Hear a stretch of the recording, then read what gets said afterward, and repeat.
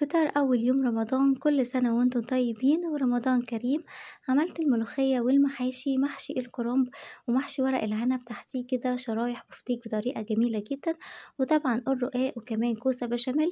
ومنسيتش الملوخية ولا المخللات الجميلة ولا المشروبات الرمضانية. سفرة ما شاء الله كانت جميلة جدا. كان عندي عزومة النهاردة، حماية وحماتي، ربنا يا رب يديهم الصحة والعافية وما يقطعهاش عادة أبدا.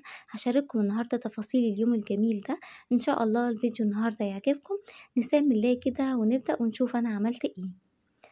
بصوا بقى، أنا أول حاجة هنا جبت البطة، ما شاء الله أنا كنت منقياها كده بطة كبيرة علشان ما تبقاش فيها زفارة، وكمان زي ما انتوا شايفين بتبقى نظيفة.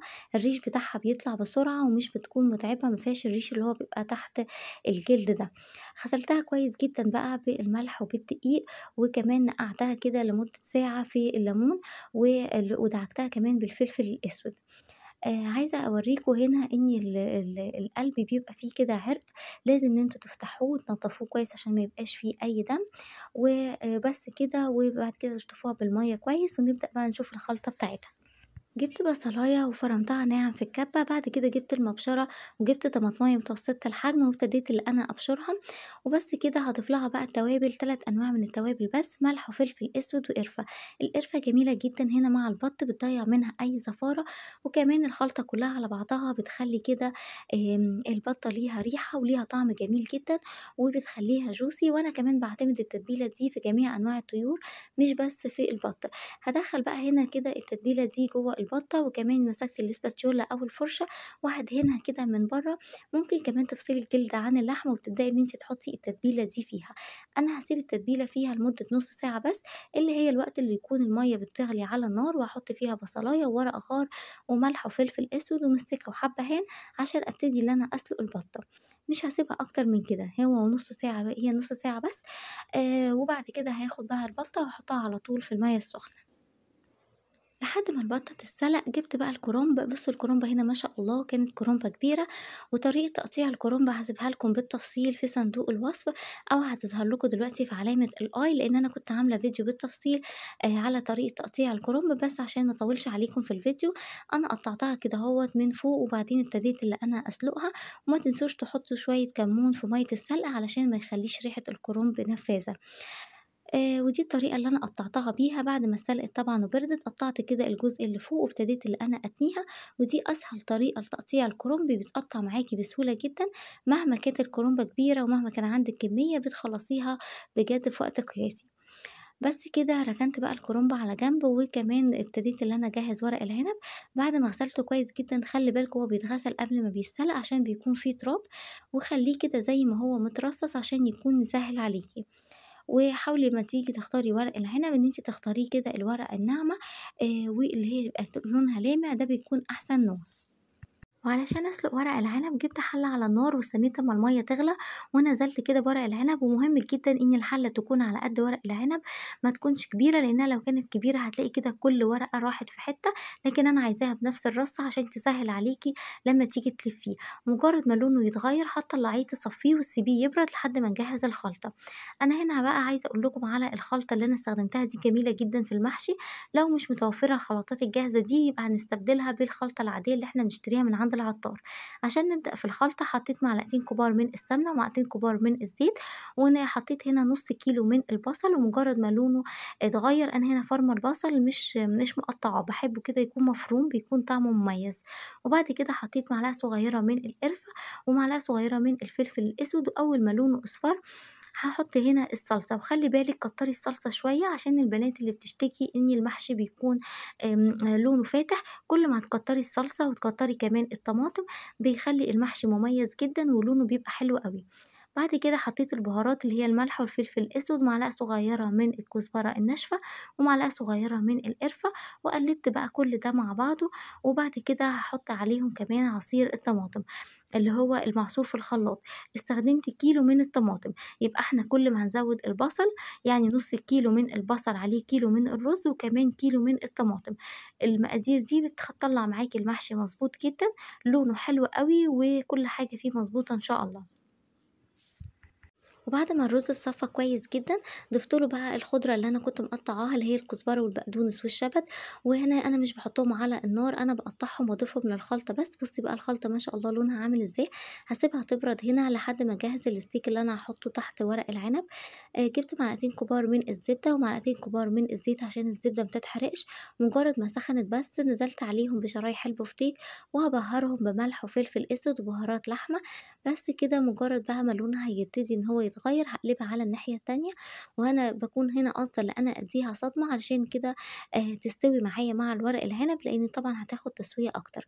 هاجيب الطاجن اللي أنا هاشتغل فيه في ورق العنب، وفي الوقت دوّة هاكون مجهّزاه الفرن على درجة حرارة 180 ومشغّلاه، وجِبت هنا شرايح من البصل وشرايح من الطماطم وبهرتهم بملح وفلفل أسود وحطيتهم كده في الطاجن، وبعد كده حطيت شرايح اللحمة.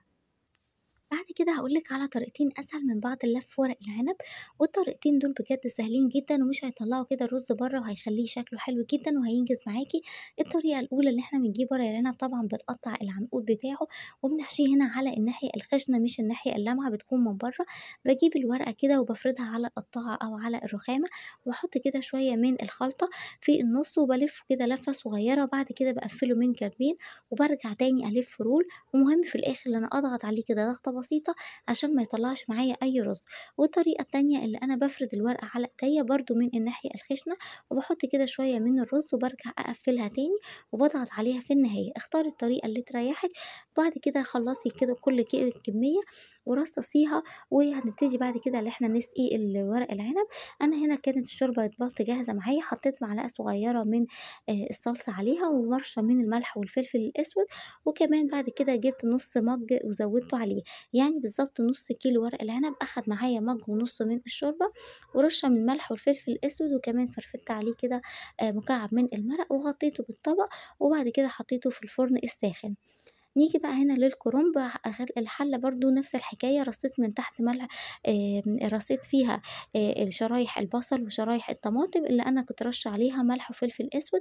وهنا الكرنب بيكون أسهل من ورق العنب، بيتلف معاكِ بسهولة، طبعًا حسب الحجم اللي أنتِ عايزاه، عايزاه كبير عايزاه صغير زي ما أنتِ حابة، بتلفيه كده رول بس كده. والمهم برضه في النهاية إن إحنا بنضغط عليه من الجنبين عشان ما يطلّعش أي رز، وبترصصيه بقى بالطريقة اللي تريحك. وبرضه نفس الحكاية هاسقيه هنا بالشوربة اللي فيها معلقة من الصلصة والملح والفلفل الأسود، بس مش هاضيف لها هنا مكعب من المرق. بعد كده ابتديت أجهّز العصاج علشان أحضّر الكوسة البشاميل وكمان الرقاق. بصلاية متوسطة الحجم أول ما بتبتدي لونها يصفر بانزل عليها باللحمة وباضيف لها ملح وفلفل أسود وكمان بهارات لحمة، وتقدري كمان أنتِ تضيفي طماطماية صغيرة مبشورة لو حابة. بعد كده جبت الصينية اللي أنا هاشتغل فيها في الرقاق ودهنتها هنا بمعلقتين كبار من السمنة البلدي، وجبت الرقاق أهوّة وهابتدي اللي أنا أبِلّه كده بالشوربة.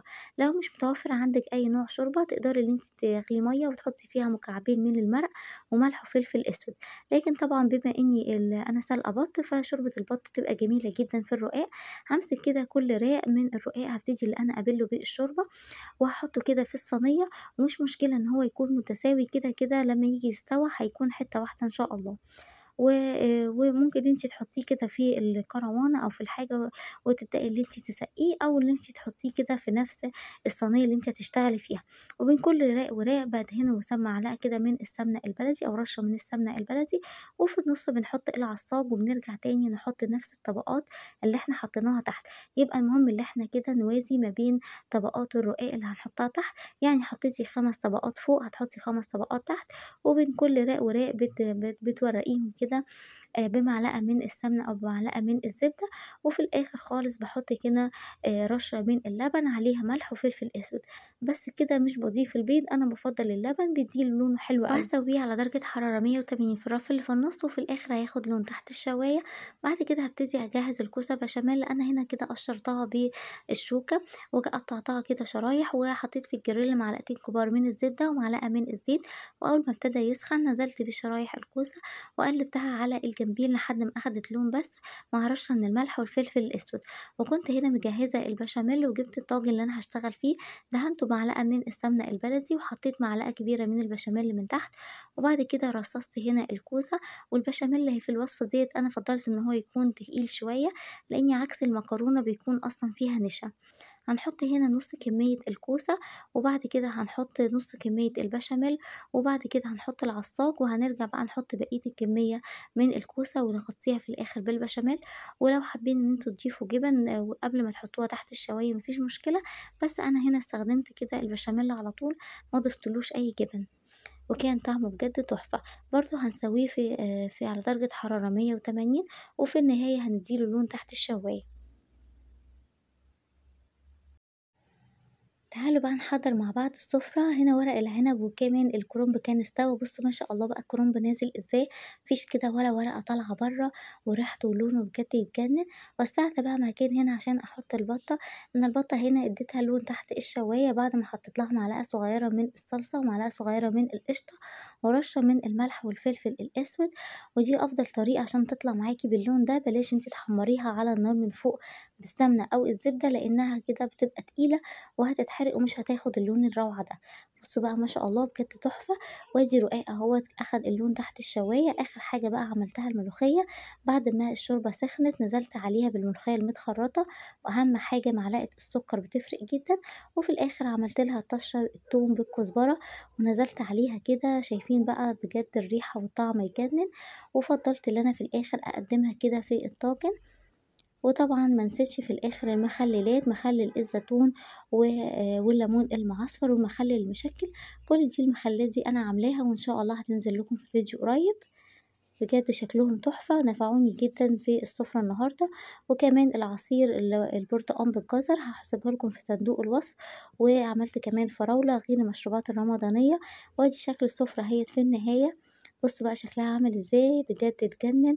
كل سنة وانتم طيبين، وأتمنى فيديو النهاردة يكون عجبكم، ولو عجبكم الفيديو النهاردة ما تنسوش بقى تدعموني كده بلايك وتسيبولي تعليق إيجابي، واستنوني فيديو تاني إن شاء الله.